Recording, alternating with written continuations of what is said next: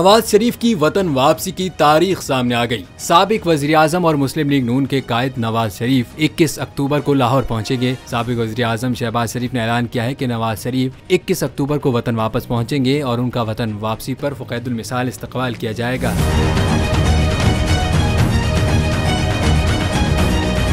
इससे कबल लंदन में नवाज शरीफ की ज़ेर सदारत मुस्लिम लीग नून का इजलास हुआ, जिसमें शहबाज शरीफ, सुलेमान शहबाज, हसन नवाज, ख्वाजा आसिफ और दीगर रहनुमा शरीक थे। इजलास में नवाज शरीफ की वतन वापसी और इंतखाबात की हिकमत अमली पर गौर के साथ साथ इलेक्शन से मुतल्लिक पीपल्स पार्टी के मौक़िफ़ पर भी बात हुई। 2019 में इलाज की गरज से बरतानिया जाने वाले नून लीग के कायद की लाहौर आमद पर उन्हें लाहौर में इस्तकबालिया दिया जाएगा और मुल्क के मुख्तलिफ इलाकों में उनके लिए रैलियों का इनेकाद किया जाएगा।